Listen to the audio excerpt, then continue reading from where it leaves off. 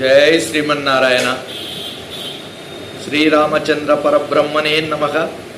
పోతన భాగవతము సరళ గద్యానువాద సహితము మొదటి స్కందము. శ్రీ కైవల్య పదంబు చేరుటకు నయ్యి చింతించెదన్ లోక రక్షైకారంబకు భక్త పాలన కళా సంబకున్ దానవోద్రేక స్తంభకు గేలిలోల విలసతృజాల సంభూత నానా కంజాత భవాండ కుంభకు మహానందాంగనాడింబకున్. భాగవతానికే కాదు, తెలుగు సాహిత్య సరస్వతికే మకుటాయమానమైన పద్యమిది. ఇష్టదేవతా స్తుతి వస్తు నిర్దేశము కల ఈ మనోజ్ఞ వృత్తము మహాభాగవతములోని ఇతివృత్తాంతాన్ని కంత అద్దము పట్టుతుంది. ఈ పద్యములో 6 దళాలు ఉన్నాయి. 1 శ్రీ కైవల్య పదంబు చేరుటకు నయ్యి చింతించెదన్, 2వది లోక రక్షైపారంభకున్, 3వది భక్త పాలన కళా సంబరంకున్, 4వది దానవోద్రేక స్తంభకున్, 5వది కేలీలోల విలసద్ దృగ్జాల సంభూత నానా కంజాత భవాండ కుంభకున్, 6వది మహానందాంగన డింబకున్ అనేవి భగవంతుని ప్రధాన గుణాలైన సర్వేశ్వరత్వము, ధర్మ సంస్థాపకత్వము, శిష్ట రక్షణ, నారాయణత్వము, దుష్ట శిక్షణ, శనత్వము, విశ్వకర్తృత్వము, ఆనందమయత్వము అనేవి 6 క్రమంగా పై 6 దళాలలోనూ ప్రస్తుపురిస్తున్నాయి. ఇక శ్రీ కైవల్య పదంబు చేరుటకు నయ్యి చింతించెదన్ అన్న పదము దళములో మోక్షము కోసము ఉత్కంఠితుడైన పరీక్షిత్తు వృత్తాంతములో పాటు మొత్తము భాగవతమే ధ్వనిస్తున్నది. అలాగే ప్రథమ స్కందములోని నారదుడు, భీష్ముడు, కుంతీదేవి మొదలైన వారి కథలు, తృతీయ స్కందములోని దేవహూతి వృత్తాంతము, చతుర్థ స్కందములోని ధ్రువ చరిత్ర స్ఫూర్తి భగవంతుని సర్వేశ్వరత్వాన్ని నిరూపిస్తున్నాయి. ఎందుకంటే కైవల్యాన్ని అనుగ్రహించే అధికారము సర్వేశ్వరునికి మాత్రమే ఉంటుంది. లోక రక్షైకారంభకున్ అన్న ద్వితీయ దళము వల్ల హిరణ్యాక్ష, హిరణ్యకశిపుడు, కంస, కాల యవనాదులను అనగా తృతీయ, సప్తమ, దశమ స్కందాలు సంహరించి వారి అత్యాచారాల వల్ల అస్తవ్యస్తమైన లోకాన్ని ఉద్ధరించిన భగవంతుని ధర్మ సంస్థాపనకత్వము స్థాపించబడింది. భక్తులను పాలించటము ఒక కళ.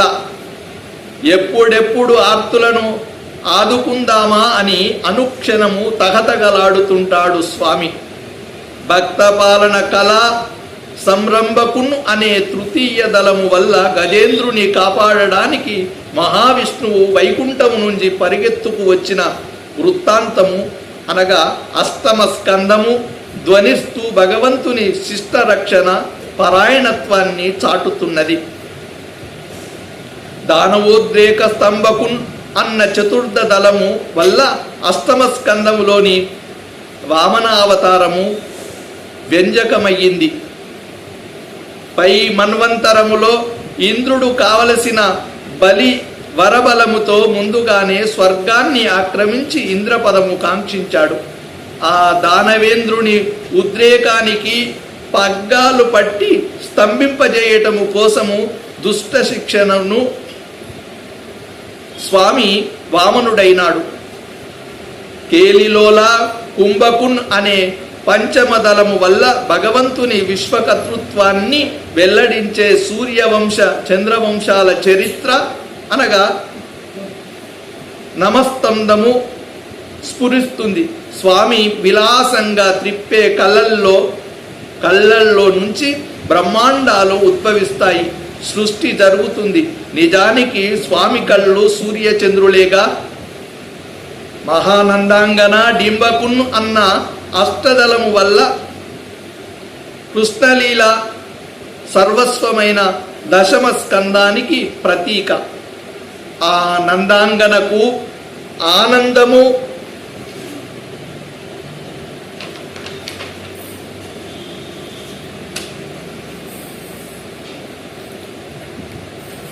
అక్షరమైన మోక్ష సంపదను అపేక్షించిన నేను ఆనంద స్వరూపిణి అయిన ఆనంద గోపుని ఇల్లాలి ఒడిలో అల్లారు ముద్దుగా ఆడుకుంటున్న అందాల బాలుణ్ణి ధ్యానిస్తున్నాను. ఆ యశోద కిషోరుడు సామాన్యుడు కాడు. ఏమాత్రము ఏమరుపాటు లేకుండా ఎల్ల లోకాలను చల్లగా పాలిస్తూ ఉంటాడు.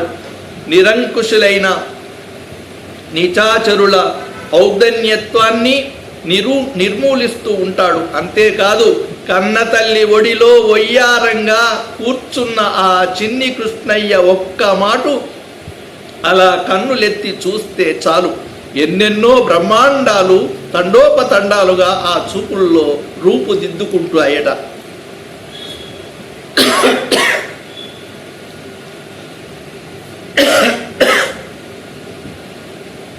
రెండవ పద్యము.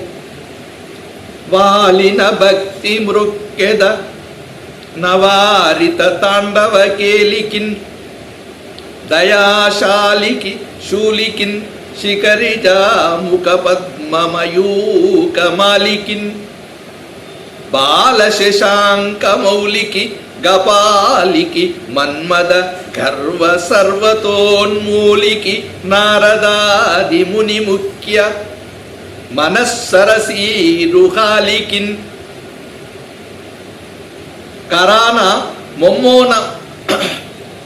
కరాన మొమ్మన వాలు ఉరాన పునుకల పేరు సిరాన నెలవంక ధరించి లీలా తాండవ లోలుడైన పరమశివునికి శిరస్సు వంచి భక్తి పురస్కరంగా ప్రణామము చేస్తున్నాను. కరుణాసాగరుడైన అరుడు కందర్ప దర్పహరుడు పర్వతరాజపుత్రి ముఖపద్మాన్ని ప్రఫుల్లము కావించే ప్రభాకరుడు నారదుడు మొదలైన మౌని సత్తముల చిత్తములనే నెత్తమ్మి విరులలో విహరించే మత్త మధుకరుడు. ఇక మూడవ పద్యము. ఆతత సేవ చేసెద సమస్త చరాచర భూత సృష్టి విజ్ఞాతకు భారతీ హృదయ సౌఖ్య విధాతకు వేదరాశి నిర్ణేతకు దేవతా నికరనేతకు గల్మషజేతకు నతత్రాతకు విధాతకు నిఖిల తాపసలోక శుభ ప్రదాతకున్ చరాచర ప్రపంచాన్నంతా చక్కగా సృష్టింప నేర్చినవాడు, సరస్వతీదేవి స్వాంతానికి సంతోషము చేకూర్చినవాడు, వేదాలనన్నింటినీ సమర్థంగా సమకూర్చినవాడు, నాయకుడయ్యి బృందారక బృందాన్ని తీర్చిదిద్దినవాడు, భక్తుల పాపాలను పోకార్చినవాడు, దీనజనులను ఓదార్చినవాడు, తపోధనులందరికీ శుభాలు కొనగూర్చినవాడు అయిన మహానుభావుణ్ణి బ్రహ్మదేవుణ్ణి నేను శ్రద్ధాభక్తులతో సంసేవిస్తున్నాను. నాలుగవ పద్యము. అని నిఖిల భువన ప్రధాన దేవత వందనంబు చేసి, ఈ విధంగా సకల లోక చక్రవర్తులైన ముగ్గురు మూర్తులకు చేతులొగ్గి నమస్కారము చేసిన అనంతరము ఐదవ పద్యము.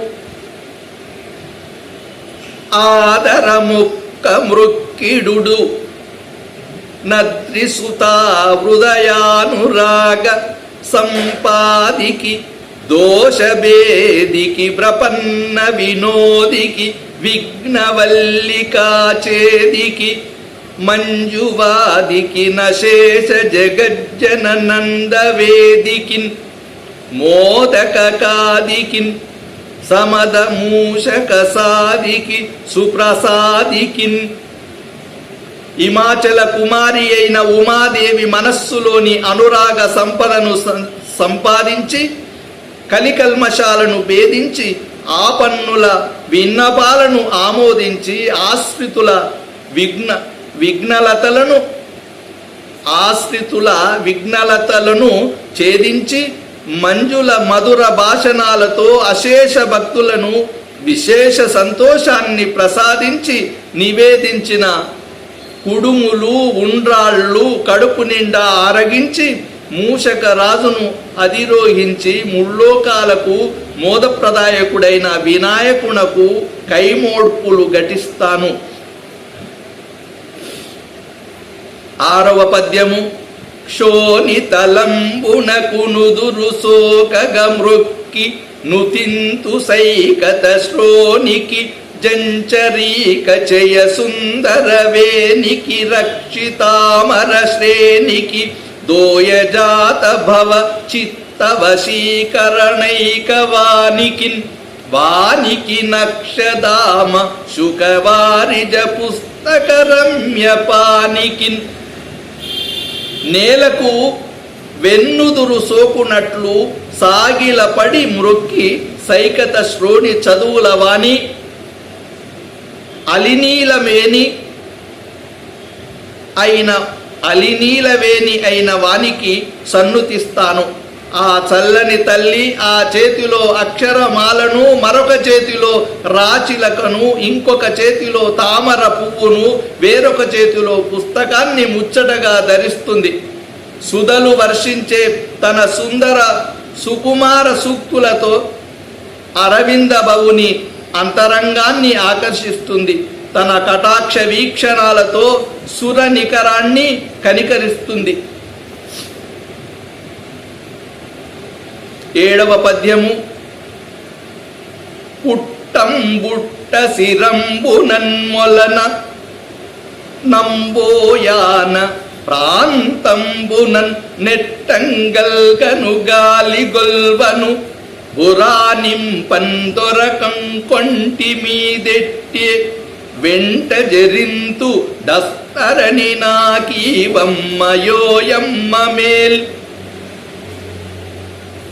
మేల్ పట్టున్నాకగుమమ్మ నమ్మితి జుమ్మి బ్రాహ్మీ దయాంబోదిని. అమ్మా సరస్వతి, నేను శిరస్సుపై పుట్ట పెరిగిన ఆది కవి వాల్మీకిగా పుట్టలేదు. పడవలో ప్రసవించిన వ్యాసుడను కాను. కవికుల తిలకుడైన కాళిదాసుడను కానమ్మా. అయినా తగుదును అమ్మా అని పురాణాన్ని తెనిగించటానికి పూనుకొన్నాను. ఏం చెయ్యాలో ఏమి తోచటము లేదు. ఇటువంటి సమయములో ఎటువంటి మార్గము అవసరమో అది నీవే నాకు అనుగ్రహించి నా చేయి పట్టుకుని నడిపించు. ముమ్మాటికి నిన్నే నమ్ముకున్నాను తల్లి, నీవే నాకు ఆధారము. నాకు తెలుసు తల్లి, నీ కరుణ అపార పారావారము. 8వ పద్యం. శారద నీరదేందు గణసార పటీర మరాల మల్లిక హారతుషారపేన రజతాచలకాశ పనీష కుంద మందార సుపాపయోధి సితాతామర సామర వాగిని శుభాకారత నొప్పు నిన్ను మదిగానగనెన్నడు గల్గు భారతి. తల్లి భారతి, తెల్లవి కాంతులు వెల్లి విరసే శరణ్మేఘ కదంబము, శారద చంద్రబింబము, పచ్చ కర్పూరము, పటీరము, రాజహంసలు, జాజిల్లేళ్ళు, నిగారము, డిండీరము, వెండి కొండ, లెల్లుపూలు, ఆదిశేషుడు, మల్లెలు, మందారాలు, పాల సముద్రము, పూచిన పుండరీకాలు, ఆకాశగంగా, ఇవన్నీ నీ శుభాకారానికి ఉజ్వలమైన ఉపమానాలు. అటువంటి స్వచ్ఛ ధవల సుందరమూర్తివైన నిన్ను కన్నులారా మనసు తీరా ఎన్నడూ దర్శింపగలుగుతానో గదా. 9వ పద్యము. అంబ నవాంబుజోజ్వల కరాంబుజ శారద చంద్ర చంద్రికాడంబర చారుమూర్తి ప్రకట స్ఫుట భూషణ రత్న దీపికా చుంబిత దిగ్విభాగ శృతి సూక్తి వివక్త నిజ ప్రభావ భావాంబర వీధి విశ్రుత విహారిణి నన్ గృపజూడు భారతి. అమ్మా భారతీదేవి వికాస ప్రకాశాలకు ప్రతీకగా విచ్చుతూ ఉన్న కమలాన్ని కరకమలములో ధరించిన దానవయ్యి చరచంద్ర చంద్రికానూపురమైన స్వరూపముతో అలంకరించుకున్న ఆభరణాల మణిదీప్తులు దిగంతరాలను వెలిగింపగా పవిత్ర వేద సూక్తులు నీ ప్రభావాన్ని వెల్లడింపగా భక్త కవుల భవాంబర వీధులలో స్వేచ్ఛగా విహరించే బంగారు తల్లి, నీ కృపారసపు జల్లులు నా మీద చల్లి నన్ను కృతార్థుణ్ణి కావించు. 10వ పద్యము. అమ్మలగన్నయమ్మ ముగురమ్మల మూల పుటమ్మ చాల పెద్దమ్మ సురారుళమ్మ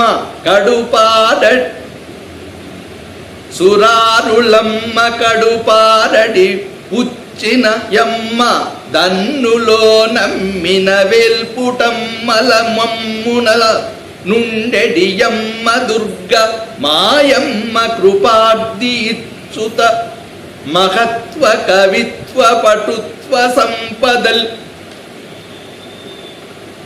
ఆమె అమ్మలందరికీ అమ్మ, ముల్లోకాలకు మూలమైన ముగ్గురమ్మలకు మూలమైన అమ్మ, అందరమ్మల కన్నా అధికురాలైన అమ్మ, మృక్కిడులైన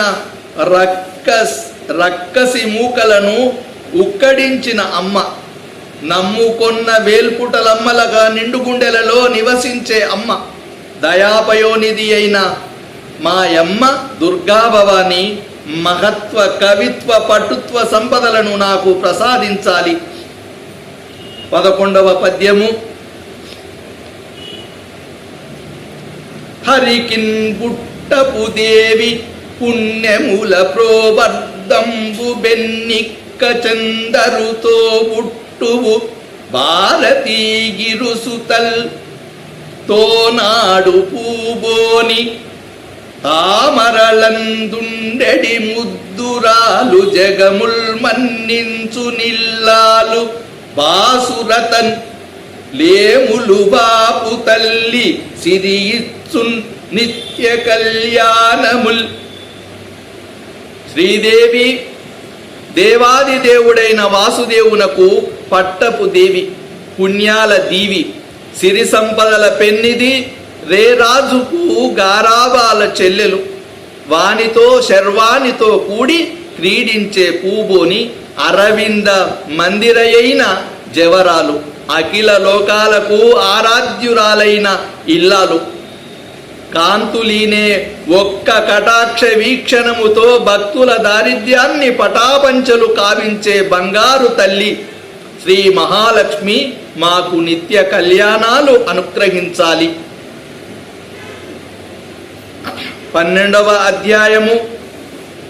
అని ఇష్టదేవతలంజింతించి దినకర కుమార ప్రముఖులందలంచి ప్రథమ కవితా విరచన విద్యా విలాసాతిరేకి వాల్మీకి నుతియించి అయగ్రీవదనుజకర పరిమిళిత నిగమ నివహ విభాగ నిర్ణయ నిపూనిత సముల్లాసునకు వ్యాసునకు మృక్కి శ్రీ మహాభాగవత కథా సుదారస ప్రయోగికి శుకయోగికి నమస్కరించి మృదు మధుర వచన రచన పల్లవిత స్థానునకున్ ప్రణమిల్లి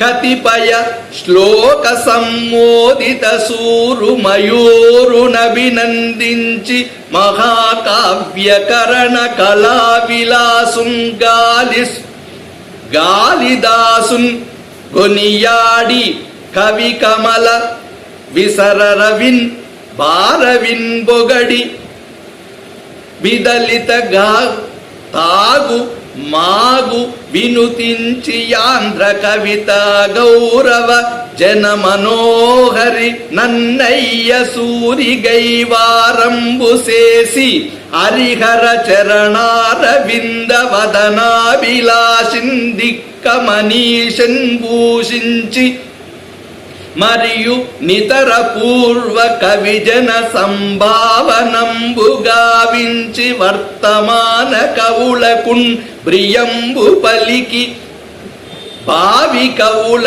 బహుకరించి యుభయ కావ్యకరణ దక్షుండనయ్యి. ఈ విధంగా ఇష్టదేవతలందరినీ స్మరిస్తున్నాను. సూర్య భగవానుని కుమారస్వామిని భావిస్తున్నాను. మొదట కవితా సరస్వతి విలాస విన్యాసాలను వెలయింపజేసిన వాల్మీకుల వారికి వందనము చేస్తున్నాను. చిక్కుబడిన వేద సమూహాన్ని మొక్కపోని ఓర్పుతో నేర్పుతో చక్కదిద్దిన వ్యాసుల వారికి దోసిలొబ్బుతున్నాను. శ్రీ మహాభాగవత కథ అనే సుధారసాన్ని పంచిపెట్టిన శుకయోగికి తలవంచి నమస్కరిస్తున్నాను. అనంతరము తన మెత్తనైన తీయనైన కులుకులతో శిలల్ని సైతము చిగురింపజేసిన బాణకవికి ప్రణామము చేస్తున్నాను. ఎన్నదగిన కొన్ని శ్లోకాలతోనే భగవానుడైన భాస్కరుణ్ణి ప్రసన్నుణ్ణి చేసుకున్న మయూర కవికి అభినందిస్తున్నాను. మహాకావ్యాలను నిర్మించే కళలో ఆరితేరిన కాళిదాస కవి చంద్రుణ్ణి కైవారము చేస్తున్నాను. కవుల హృదయ కమలాలను వికసింపజేయటములో రవి వంటి వాడైన భారవిని స్తవము చేస్తున్నాను. నిర్దిష్టమైన కవితకు పేరెన్నికగన్న మాగ కవిని శ్లాఘిస్తున్నాను. అనంతరము తెలుగు కవితను వెలయింపజేసిన అందరి హృదయాలను దోచుకున్న నన్నయ్య భట్టారకుని సన్నుతించి హరిహరనాథుని శరణారవిందాలకు ఆనందాతిశయముతో మొక్కుతున్న తిక్కనార్యుణ్ణి కొనియాడి తక్కిన పూర్వ కవులందరినీ మనసారా భావించి సంభావిస్తున్నాను. ఏనాటి కవులందరినీ అభినందించి ముందు రాబోయే కవులందరికీ శుభము పలికి ఉభయ భాషల్లో గద్య పద్యాత్మకాలైన వాక్యాలు రచించే నైపుణ్యము అలవర్చుకున్నాను. సర్వం శ్రీ గురు చరణారవిందార్పణమస్తు.